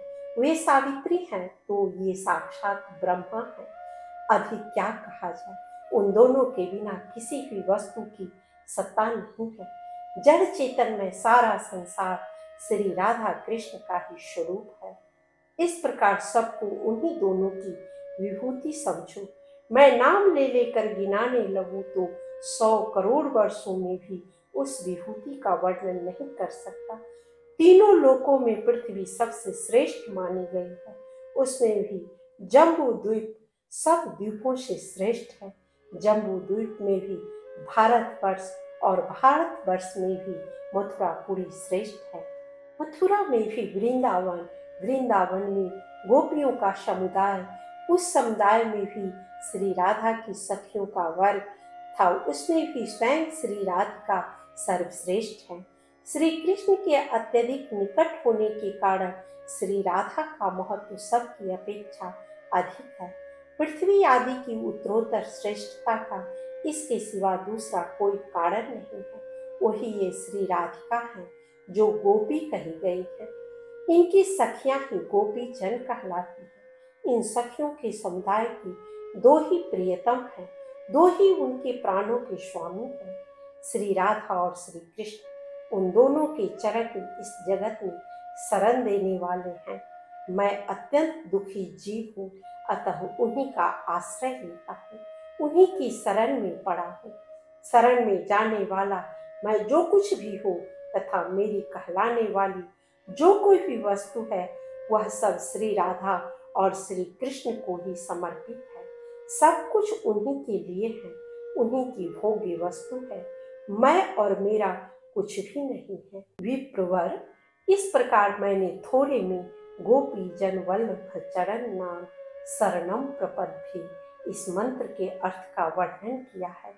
युगलार्थ, न्यास, प्रपत्ति, शरणागति तथा आत्मसमर्पण ये 5 पर्याय बताए गए हैं। साधक को रात दिन आलस्य छोड़कर यहाँ बताए हुए विषय का चिंतन करना चाहिए।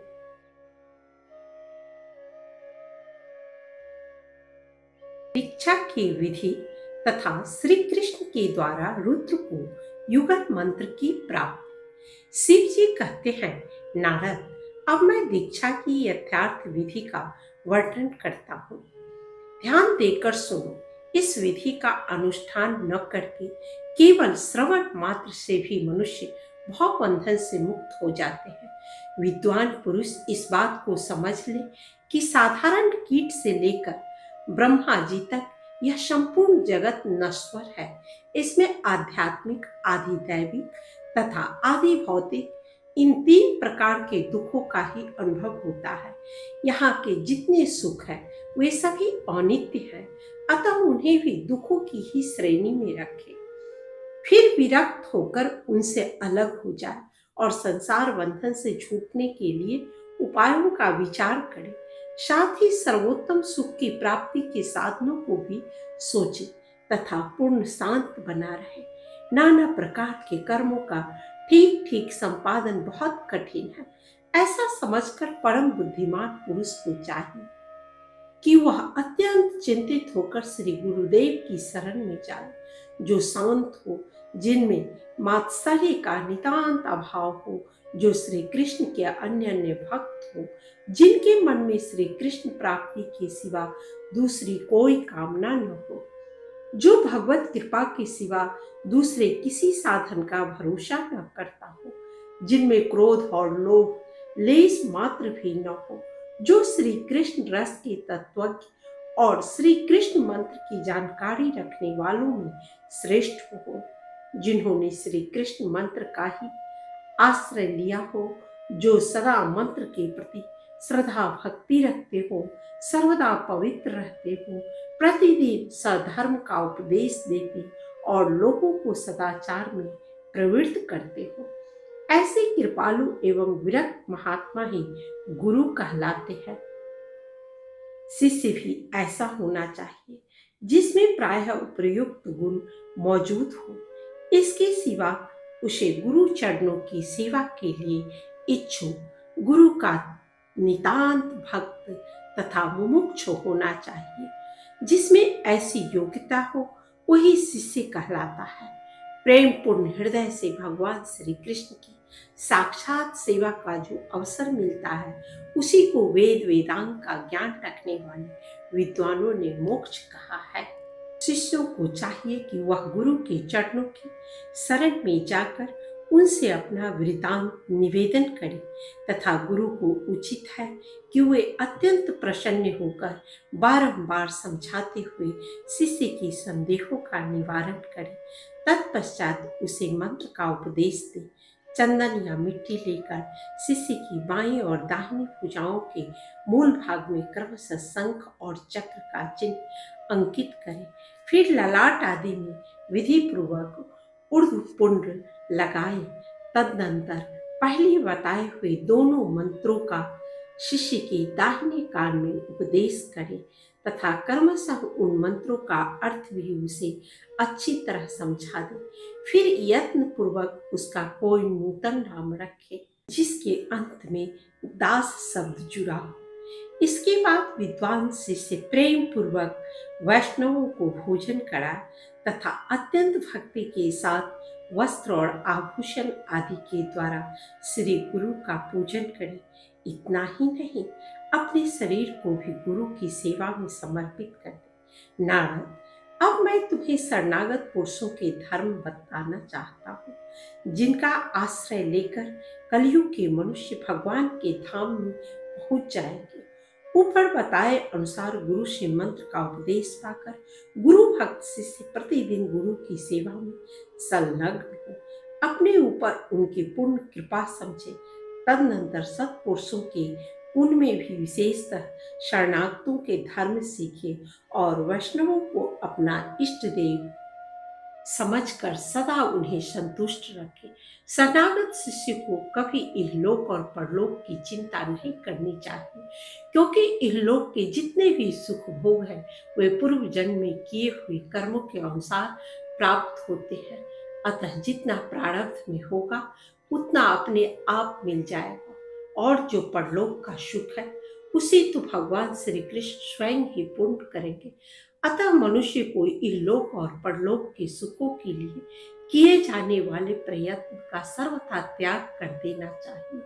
सब प्रकार के उपायों का परित्याग करके अपने को श्री कृष्ण का सेवक समझकर निरंतर उन्हीं की आराधना में संलग्न रहना चाहिए। जैसे पतिव्रता स्त्री चिरकाल से प्रदेश गए हुए अपने पति के लिए सदा दीन बनी रहती है, प्रियतम में अनुराग रखती हुई केवल उसी से मिलने की आकांक्षा रखती है, निरंतर उसी के गुणों का चिंतन, गायन और श्रवण करती है, उसी प्रकार शरणागत भक्त को भी सदा श्री कृष्ण के गुण तथा लीला आदि का स्मरण, कीर्तन और श्रवण करते रहना चाहिए। परंतु यह सब किसी दूसरे फल का साधन बनाकर कदापि नहीं करना चाहिए। जैसे पतिव्रता कामनी चिरकाल के बाद प्रदेश से लौटे हुए पति को एकांत में पाकर उसे छाती से लगाती तथा नेत्रों से उसके रूप सुधा का पान करती है, साथ ही वह अधिक प्रसन्नता के साथ उसकी सेवा में लग जाती है। उसी प्रकार अर्चा विग्रह स्वयं प्रकट हुई मूर्ति के रूप में अवतीर्ण हुए भगवान के साथ रहकर भक्त को निरंतर उनकी परिचर्या में लगे रहना चाहिए। वह सदा अन्य भाव से भगवान की शरण में रहे। भगवान की आराधना के सिवा दूसरे किसी साधन का न तो आश्रय ले और न दूसरे साधन की इच्छा करे। भगवान के सिवा अन्य किसी वस्तु से प्रयोजन न रखे। कभी किसी की निंदा न करे, न तो दूसरे का जूठा खाए और न दूसरे का प्रसाद ही ग्रहण करे। भगवान और वैष्णवों की निंदा कभी न सुने। यदि कहीं निंदा होती हो तो कान बंद करके वहां से अन्यत्र चला जाए। विप्रवर नारद, मेरा तो ऐसा विचार है कि शरणागत भक्त को मृत्यु पर्यंत चाँद की वृत्ति का आश्रय लेकर युगल मंत्र के अर्थ का विचार करते हुए रहना चाहिए।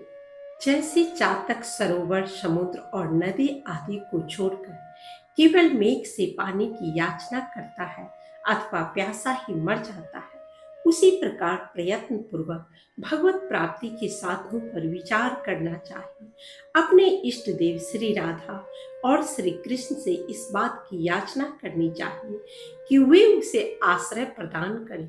सदा अपने इष्ट देव के, उनके भक्तों के और विशेषतः गुरु के अनुकूल रहना चाहिए। प्रतिकूलता का सर्वथा परित्याग कर देना चाहिए। मैं एक बार शरण में जाकर अनुभव पूर्वक कहता हूँ, श्री राधा और श्री कृष्ण दोनों के गुण परम कल्याणमय है। मेरी बात पर विचार करके शरणागत पुरुष उन पर विश्वास करें कि ये दोनों इष्ट देव निश्चय ही मेरा उद्धार करेंगे। फिर विनीत भाव से प्रार्थना करते हुए कहे, नाथ, आप ही दोनों पुत्र, मित्र और गृह आदि की ममता से पूर्ण इस संसार सागर से मेरी रक्षा करने वाले हैं। आप ही शरणागतों को भय दूर करते हैं। मैं जैसा भी हूँ, इस लोक और परलोक में मेरा जो कुछ भी है वह सब आज मैंने आप दोनों के चरणों में समर्पित कर दिया। मैं अपराधों का घर हूँ। मैंने सब साधन छोड़ रखे हैं। अब मुझे कोई सहारा देने वाला नहीं है। इसलिए नाथ, अब आप ही दोनों मेरे आश्रय हैं। राधिका का हूँ मैं, मन, वाणी और कर्म से आपका हूँ। कृष्ण प्रिया राधे, मैं आपका ही हूँ। आप ही दोनों मेरी गति है। मैं आपकी शरण में पड़ा हूँ। आप दोनों करुणा के भंडार, दया के सागर हैं। मुझ पर कृपा करें। मैं दुष्ट हूँ, अपराधी हूँ, तो भी कृपा करके मुझे अपना दास्य भाव प्रदान करें। मुनि श्रेष्ठ, जो भक्त शीघ्र ही दास्य भाव की प्राप्ति चाहता हो, उसे भगवान के चरण कमलों का चिंतन करते हुए प्रतिदिन उपयुक्त प्रार्थना करनी चाहिए। यहाँ तक मैंने शरणागतों के बाह्य धर्मों का संक्षेप में वर्णन किया है। अब उनके अत्यंत उत्कृष्ट आंतरिक धर्म का परिचय दिया जाता है। अंतरंग भक्त को यत्न पूर्वक कृष्ण प्रिया श्री राधा के सखी भाव का आश्रय लेकर निरंतर उन दोनों की सेवा करनी चाहिए तथा आलस्य को अपने पास फटकने नहीं देना चाहिए। मंत्र और उसके अंगों का पहले वर्णन किया जा चुका है। उसके अधिकारियों के धर्म तथा उन्हें मिलने वाले फल का भी प्रतिपादन किया गया है। नारद, तुम भी इस साधना का अनुष्ठान करो। तुम्हें श्री राधा और श्री कृष्ण के दास्य भाव की प्राप्ति अवश्य होगी, इसमें कोई संदेह नहीं है। जो एक बार भी शरण में जा मैं आपका हूँ ऐसा कहकर याचना करता है, उसी भगवान अवश्य ही अपना दासत्व प्रदान करते हैं। मेरे मन में इसके लिए अन्यथा विचार करने की गुंजाइश नहीं है। मुनिवर, यह मैंने तुमसे शरणागत भक्त के आंतरिक धर्म का वर्णन किया है। यह गूढ़ से भी बढ़कर अत्यंत गूढ़तम विषय है, इसलिए इसे प्रयत्न पूर्वक गुप्त रखना चाहिए, सर्वत्र प्रकाशित नहीं करना चाहिए। इस प्रसंग में मैं तुम्हें अत्यंत अद्भुत रहस्य की बात बतलाता हूँ, जिसे मैंने साक्षात भगवान श्री कृष्ण के मुख से सुना था। पूर्व काल की बात है। मैं कैलाश पर्वत के शिखर पर एक सघन वन में रहता था और यहाँ भगवान श्री नारायण का ध्यान करते हुए उनके श्रेष्ठ मंत्र का जप करता था। इससे संतुष्ट होकर भगवान ने मेरे सामने प्रकट हुए और बोले, वर मांगो। उनके यूं कहने पर मैंने आंखें खोलकर देखा, भगवान अपनी प्रिया श्री लक्ष्मी जी के साथ गरुड़ पर विराजमान थे। मैंने बारंबार प्रणाम करके लक्ष्मीपति से कहा, कृपा सिंधु, आपका जो रूप परम आनंददायक, संपूर्ण आनंदों का आश्रय, नित्य मनोहर मूर्तिधारी, सबसे श्रेष्ठ, निर्गुण, निष्क्रिय और शांत है, जिसे विद्वान पुरुष ब्रह्मा कहते हैं, उसको मैं अपने नेत्रों से देखना चाहता हूँ। यह सुनकर भगवान कमलापति ने मुझ शरणागत भक्त से कहा, महादेव, तुम्हारे मन में मेरे जिस रूप को देखने की इच्छा है उसका अभी दर्शन करोगे। यमुना के पश्चिम तट पर मेरा लीला धाम वृंदावन है, वहीं चले जाओ। यो कहकर वे जगदीश्वर अपनी प्रिया के साथ अंतर्धान हो गए। अब मैं भी यमुना के सुंदर तट पर चला आया। वहां मुझे संपूर्ण देवेश्वरों के भी ईश्वर श्री कृष्ण का दर्शन हुआ, जो किशोरावस्था से युक्त कमनीय गोप वेश धारण किए अपनी प्रिया के कंधे पर बायां हाथ रखकर खड़े थे।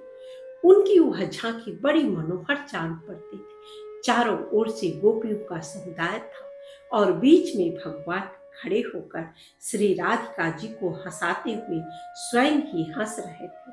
उनका श्री विग्रह सजल मेघ के समान श्याम वर्ण तथा कल्याण में गुणों का धाम था। श्री कृष्ण मुझे देखकर हंसे। उनकी वाणी में अमृत भरा था। वे मुझसे बोले, रुद्र, तुम्हारा मनोरथ जानकर आज मैंने तुम्हें दर्शन दिया। इस समय मेरे जिस अलौकिक रूप को तुम देख रहे हो, यह निर्मल प्रेम का पुंज है। इसके रूप में सत, चित और आनंद ही मूर्तिमान हुए हैं। उपनिषदों के समूह मेरे इसी स्वरूप को निराकार, निर्गुण, व्यापक, निष्क्रिय और परात्पर बतलाते हैं। मेरे दिव्य गुणों का अंत नहीं है तथा उन गुणों को कोई सिद्ध नहीं कर सकता। इसलिए वेदांत शास्त्र मुझ ईश्वर को निर्गुण बतलाता है। महेश्वर, मेरा यह रूप चर्म चक्षुओं से नहीं देखा जा सकता, अतः संपूर्ण वेद मुझे अरूप निराकार कहते हैं। मैं अपने चैतन्य अंश से सर्वत्र व्यापक हूँ। इससे विद्वान लोग मुझे ब्रह्म के नाम से पुकारते हैं। मैं इस प्रपंच का कर्ता नहीं हूँ, इसलिए शास्त्र मुझे निष्क्रिय बतलाते हैं। शिव मेरे ही अंश मायामय गुणों के द्वारा सृष्टि आदि कार्य करते हैं। मैं स्वयं कुछ भी नहीं करता। महादेव, मैं तो इन गोपियों के प्रेम में विह्वल होकर न तो दूसरी कोई क्रिया जानता हूँ और न मुझे अपने आप का ही भान रहता है। ये मेरी प्रिया श्री राधिका है। इन्हें बड़ा देवता समझो। मैं इनके प्रेम की वशीभूत होकर सदा इन्हीं के साथ विचरण करता हूँ। इनके पीछे और अगल बगल में जो लाखों सखियां हैं, ये सब की सब नित्य है। जैसे मेरा विग्रह नित्य है, वैसे ही इनका भी है। मेरे सखा, पिता, गोप, गौवे और वृंदावन, ये सब नित्य है। इन सब का स्वरूप चिदानंद रसमय ही है। मेरे इस वृंदावन का नाम आनंद कंद समझो। इसमें प्रवेश करने मात्र से मनुष्य को पुनः संसार में जन्म नहीं लेना पड़ता। मैं वृंदावन छोड़कर कहीं नहीं जाता। अपनी इस प्रिया के साथ सदा यहीं निवास करता हूँ। रुद्र, तुम्हारे मन में जिस जिस बात को जानने की इच्छा थी, वह सब मैंने बता दिया। बोलो, इस समय मुझसे क्या सुनना चाहते हो?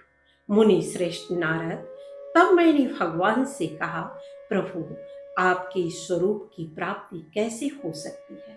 इसका उपाय मुझे बताइए। भगवान ने कहा, रुद्र, तुमने बहुत अच्छी बात पूछी है, किंतु यह विषय अत्यंत रहस्य का है, इसलिए इसे यत्न पूर्वक गुप्त रखना चाहिए।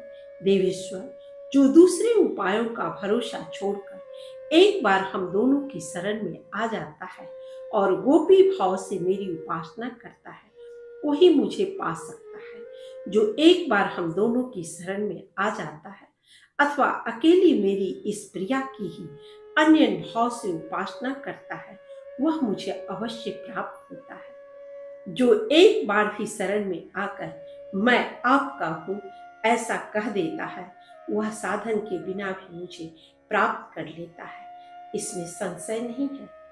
इसलिए सर्वथा प्रयत्न करके मेरी प्रिया की शरण ग्रहण करनी चाहिए। रुद्र, मेरी प्रिया का आश्रय लेकर तुम भी मुझे अपने वश में कर सकते हो। यह बड़े रहस्य की बात है जिसे मैंने तुम्हें बता दिया है। तुम्हें यत्न पूर्वक इसे छिपाए रखना चाहिए। अब तुम भी मेरी प्रियतमा श्री राधा की शरण लो और मेरे युगल मंत्र का जप करते हुए सदा मेरे इस धाम में निवास करो। यह कहकर दया निधान श्री कृष्ण मेरे दाहिने कान में पूर्वोक्त युगल मंत्र का उपदेश देकर मेरे देखते देखते वहीं अपने गणों सहित अंतर्धान हो गए। तब से मैं भी निरंतर यही रहता हूँ। नारद, इस प्रकार मैंने तुम्हारे पूछे हुए विषय का सांगोपांग वर्णन कर दिया। सूत जी कहते हैं, सौनक जी, पूर्व काल में भगवान शंकर ने साक्षात श्री कृष्ण के मुख से इस रहस्य का ज्ञान प्राप्त किया। उन्होंने नारद जी से कहा और नारद जी ने मुझे इसका उपदेश दिया था। वही आज मैंने यहाँ आपको सुनाया है। आपको भी उचित है कि इस परम अद्भुत रहस्य को सदा गोपनीय रखें, इसे हर एक के सामने प्रकट न करें। शौनक ने कहा, गुरुदेव, आपकी कृपा से आज मैं कृत्य हो गया, क्योंकि आपने मेरे सामने यह रहस्यों का भी रहस्य प्रकाशित किया है। सूत जी कहते हैं, ब्राह्मण, आप भी अहर्निश युगल मंत्र का जप करते हुए इन धर्मों का पालन कीजिए। थोड़े ही दिनों में आपको भगवान के दास्य भाव की प्राप्ति हो जाएगी। मैं भी यमुना के तट पर भगवान गोपीनाथ की नित्य धाम वृंदावन में जा रहा हूँ। महादेव जी के मुख से निकला हुआ यह उत्तम चरित्र परम पवित्र है। इसमें महान अनुभव भरा हुआ है। जो मनुष्य भक्ति पूर्वक इसका श्रवण करते हैं वे अवश्य ही भगवान के परम पद को प्राप्त होते हैं। यह स्वर्ग तथा मोक्ष की प्राप्ति का भी कारण और समस्त पापों का नाशक है। जो लोग सदा भगवान विष्णु की सेवा में तत्पर रहकर इसका भक्ति पूर्वक पाठ करते हैं, उन्हें विष्णु लोक से कभी किसी तरह भी पुनः इस संसार में नहीं आना पड़ता। अम्बरीश नारद संवाद तथा नारद जी के द्वारा निर्गुण एवं सगुण ध्यान का वर्णन। ऋषियों ने कहा, महाभाग, हम लोगों ने आपके मुख से भगवान श्री कृष्ण का अत्यंत अद्भुत चरित्र सुना है और इससे हमें पूरा संतोष हुआ है। अहो, भगवान श्री कृष्ण का महात्म भक्तों को सद्गति प्रदान करने वाला है, उससे किसको तृप्ति हो सकती है। अतः हम पुनः श्री कृष्ण का चरित्र सुनना चाहते हैं। सुत जी बोले, दुष्वरों, आपने बहुत उत्तम प्रश्न किया। यह जगत को तारने वाला है। आप लोग स्वयं तो कृतार्थ ही हैं, क्योंकि श्री कृष्ण के भक्तों का मनोरथ सदा पूर्ण रहता है। श्री कृष्ण का पावन चरित्र साधु पुरुषों को अत्यंत हर्ष प्रदान करने वाला है। अब मैं इस विषय में एक अत्यंत अद्भुत उपाख्यान सुनाता हूँ। एक समय की बात है, भगवान के प्रिय भक्त देवर्षि नारद जी सब लोकों में घूमते हुए मथुरा में गए और वहां राजा अम्बरीश से मिले, जिनका चित्त श्री कृष्ण की आराधना में लगा हुआ था। मुनि श्रेष्ठ नारद के पधारने पर साधु राजा अम्बरीश ने उनका सत्कार किया और प्रसन्नचित्त होकर श्रद्धा के साथ आप लोगों की ही भांति प्रश्न किया। मुनि, वेदों के वक्ता विद्वान पुरुष जिन्हें परम ब्रह्म कहते हैं, वे स्वयं भगवान कमल नयन नारायण ही है, जो सबसे बड़े हैं, जिनकी मूर्ति न होने पर भी जो मूर्तिमान स्वरूप धारण करते हैं, जो सबके ईश्वर व्यक्त और अव्यक्त स्वरूप है, सनातन है, समस्त भूत जिनके स्वरूप है, जिनका चित्त द्वारा चिंतन नहीं किया जा सकता, ऐसे भगवान श्री हरि का ध्यान किस प्रकार हो सकता है, जिनमें यह सारा विश्व ओतप्रोत है, जो अव्यक्त एक पर उत्कृष्ट और परमात्मा के नाम से प्रसिद्ध है, जिनसे इस जगत का जन्म, पालन और संहार होता है, जिन्होंने ब्रह्मा जी को उत्पन्न करके उन्हें अपने ही भीतर स्थित वेदों का ज्ञान दिया, जो समस्त पुरुषार्थों को देने वाले हैं, योगी जनों को भी जिनके तत्व का बड़ी कठिनाई से बोध होता है, उनकी आराधना कैसे की जा सकती है? कृपया यह बताइए। जिसने श्री गोविंद की आराधना नहीं की, वह निर्भय पद को नहीं प्राप्त कर सकता। इतना ही नहीं, उसे तप, यज्ञ और दान का भी उत्तम फल नहीं मिलता। जिसने श्री गोविंद के चरणार बिंदु का रसास्वादन नहीं किया, उसे मनोवांछित फल की प्राप्ति कैसे हो सकती है? भगवान की आराधना समस्त पापों को दूर करने वाली है। उसे छोड़कर मैं मनुष्यों के लिए दूसरा कोई प्रायश्चित नहीं देखता। जिनके भ्रूभंग मात्र से समस्त सिद्धियों की प्राप्ति सुनी जाती है, उन क्लेशहारी केशव की आराधना कैसे होती है? स्त्रियां भी किस प्रकार से उनकी उपासना कर सकती है? ये सब बातें संसार की भलाई के लिए आप मुझे बताइए। भगवान भक्ति के प्रेमी हैं, सब लोग उनकी आराधना किस प्रकार कर सकते हैं? नारद जी, आप वैष्णव हैं, भगवान के प्रिय भक्त हैं, परमार्थ तत्व के ज्ञाता और ब्रह्मवेताओं में श्रेष्ठ हैं। इसलिए मैं आपसे ही यह बात पूछता हूँ। भगवान श्री कृष्ण के विषय में किया हुआ प्रश्न वक्ता, श्रोता और प्रश्नकर्ता, इन तीनों पुरुषों को पवित्र करता है, ठीक उसी तरह जैसे उनके चरणों का जल श्री गंगा जी के रूप में प्रवाहित होकर तीनों लोकों को पावन बनाता है। देहधारियों का यह देह क्षणभंगुर है, इसमें मनुष्य शरीर का मिलना बड़ा दुर्लभ है।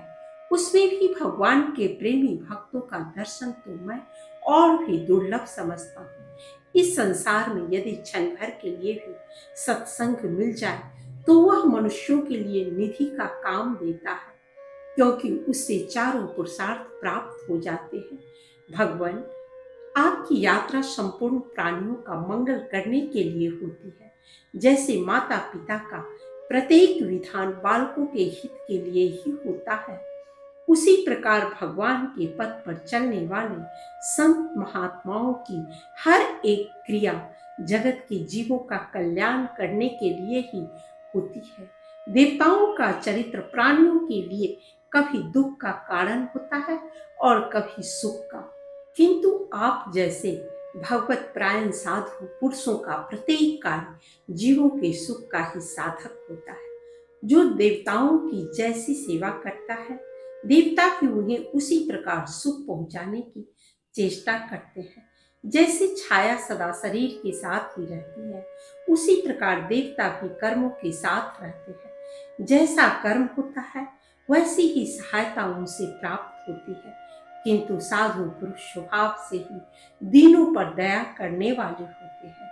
इसलिए भगवान, मुझे वैष्णव धर्मों का उपदेश कीजिए, जिससे वेदों के स्वाध्याय का फल प्राप्त होता है। जी ने कहा, राजन, तुमने बहुत उत्तम प्रश्न किया है। तुम भगवान श्री विष्णु के भक्त हो और एकमात्र लक्ष्मीपति का सेवन ही परम धर्म है। इस बात को जानते हो, जिन विष्णु की आराधना करने पर समस्त विश्व की आराधना हो जाती है, तथा जिन सर्वदेव में श्री हरि के संतुष्ट होने पर सारा जगत संतुष्ट हो जाता है, जिनके स्मरण मात्र से महापातकों की सेना तत्काल थर्रा उठती है, वे भगवान श्री नारायण ही सेवन के योग्य हैं। राजन, सब और मृत्यु से घिरा हुआ कौन ऐसा मनुष्य होगा जो अपनी इंद्रियों के सकुशल रहते हुए श्री मुकुंद के चरणार बिंदु का सेवन न करे? भगवान तो ऋषियों और देवताओं के भी आराध्य देव है। भगवान के नाम और लीलाओं का श्रवण, उनका निरंतर पाठ, श्री हरि के स्वरूप का ध्यान, उनका आदर तथा उनकी भक्ति का अनुमोदन, ये सब मनुष्यों को तत्काल पवित्र कर देते हैं। वीर भगवान उत्तम धर्म स्वरूप है। वे विश्वद्रोहियों को भी पावन बना देते हैं। कारण कार्य आदि के भी जो कारक है, भगवान उनके भी कारक है, किंतु उनका कोई कारण नहीं है। वे योगी हैं। जगत के जीव उन्हीं के स्वरूप है। संपूर्ण जगत ही उनका रूप है।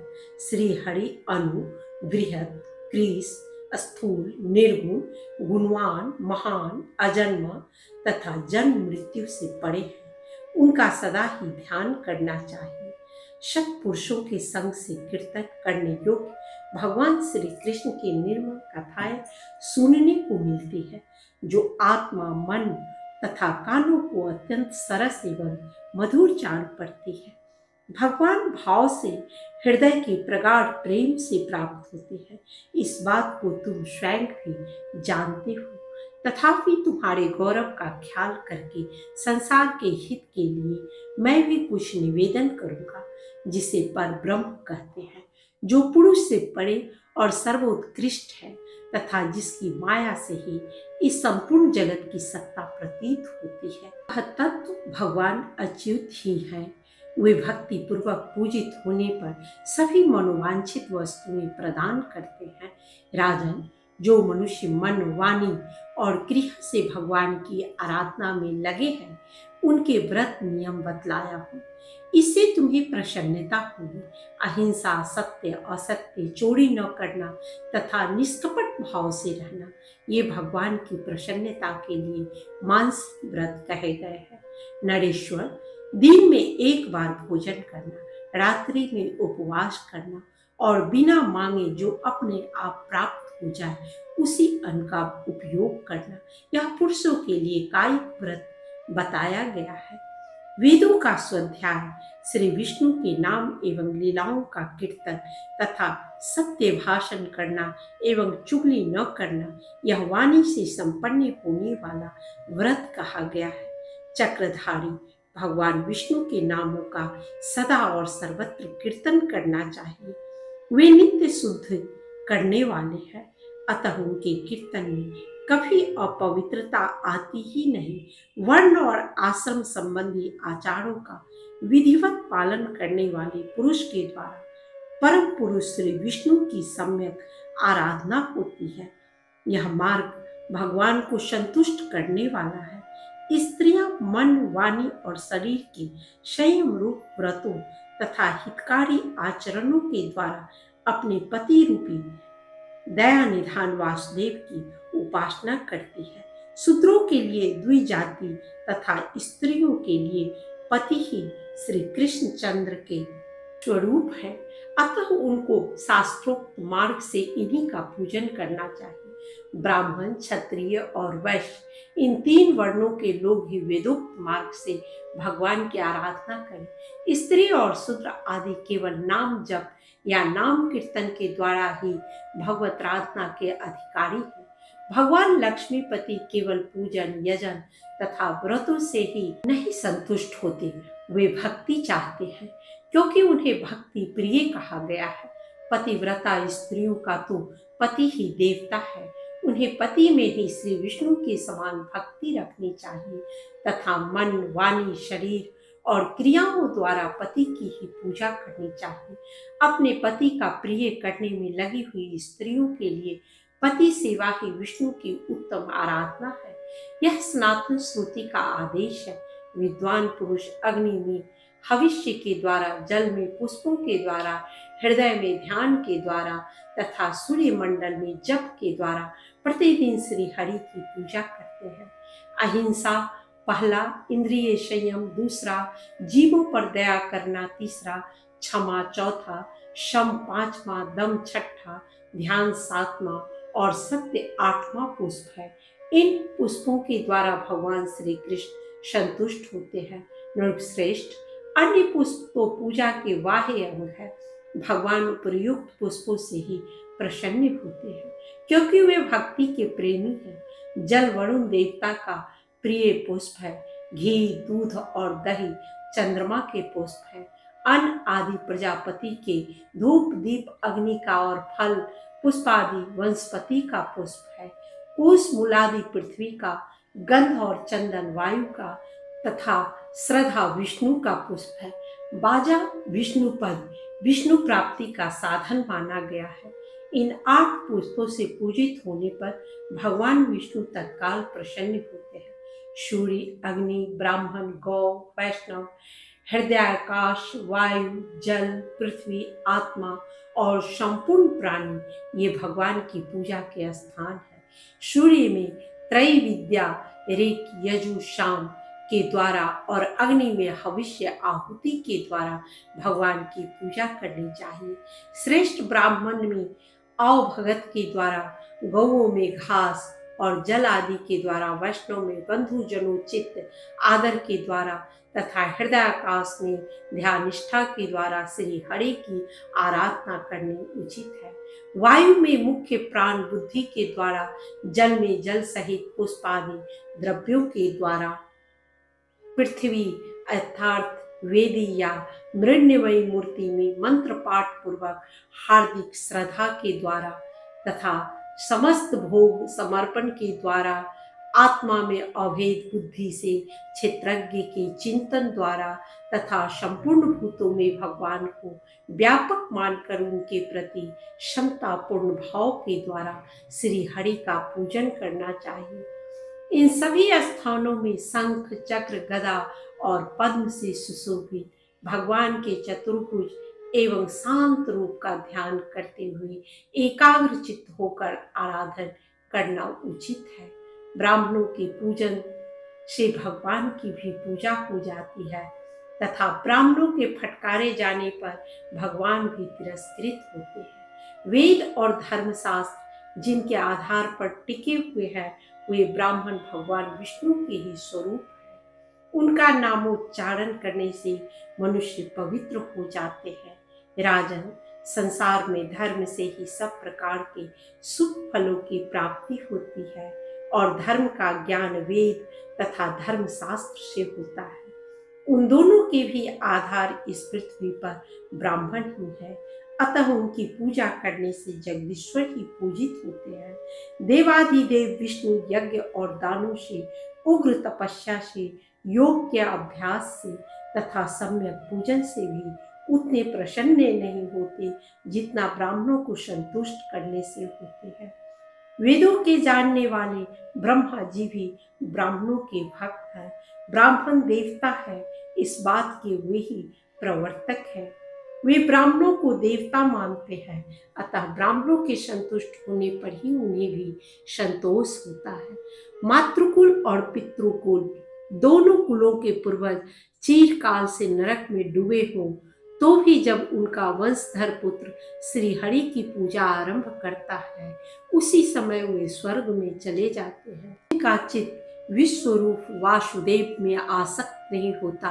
उनके जीवन से तथा पशुओं की भांति आहार विहार आदि चेष्टाओं से क्या लाभ। राजन, अब मैं विष्णु का ध्यान बतलाता हूँ जो अब तक किसी ने देखा न होगा।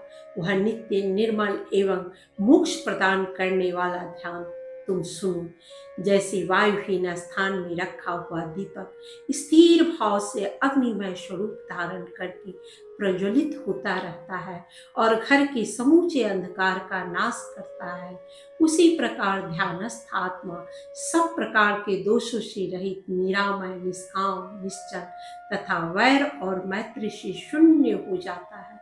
श्री कृष्ण का ध्यान करने वाला पुरुष शोक, दुख, भय, द्वेष, लोभ, मोह तथा भ्रम आदि से और इंद्रियों के विषयों से भी मुक्त हो जाता है।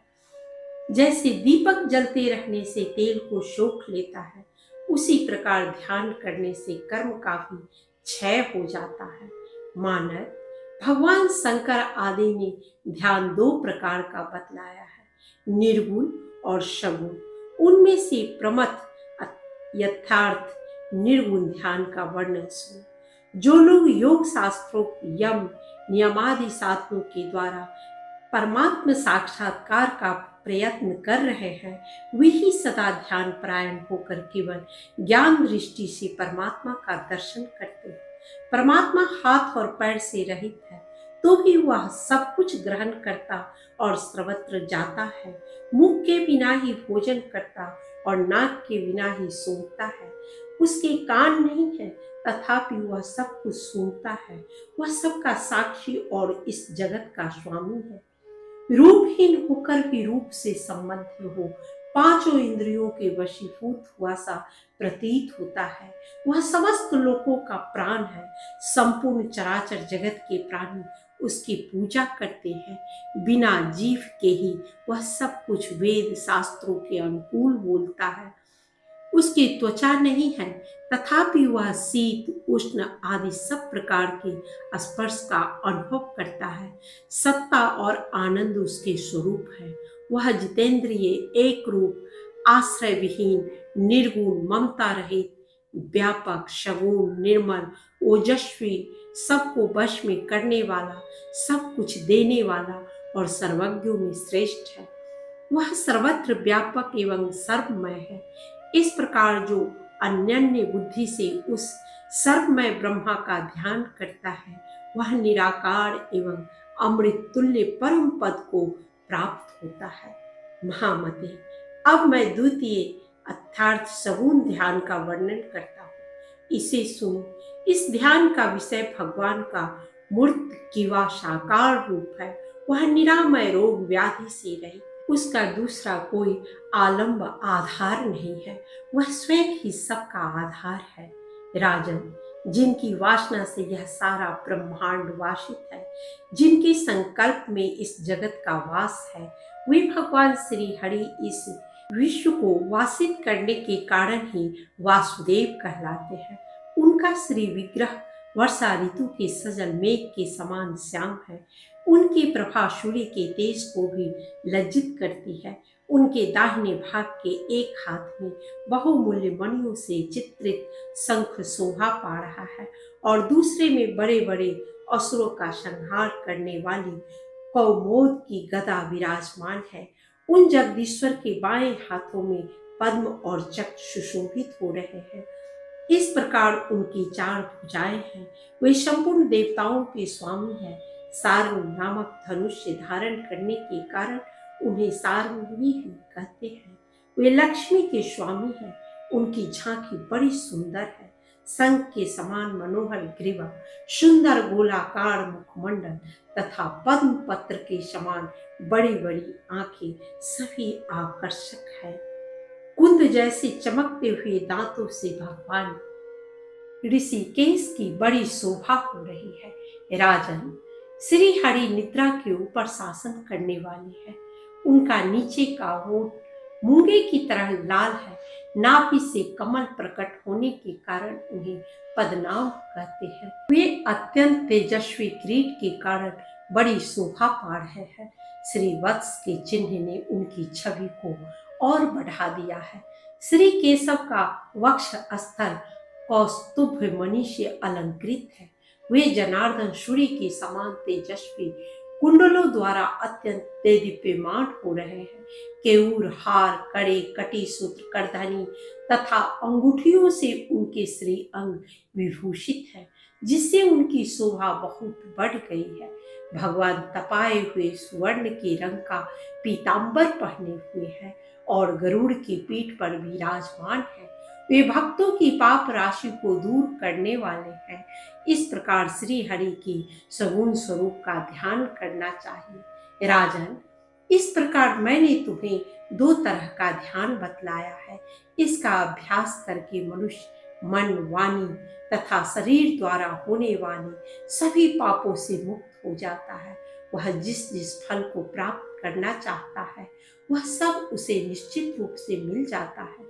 देवता भी उसका आदर करते हैं तथा अंत में वह विष्णु लोक को प्राप्त होता है। आज का ये एपिसोड यहीं समाप्त होता है। मिलते हैं फिर अगले एपिसोड में। महादेव की कृपा आप सबों पर बनी रहे। हर हर महादेव।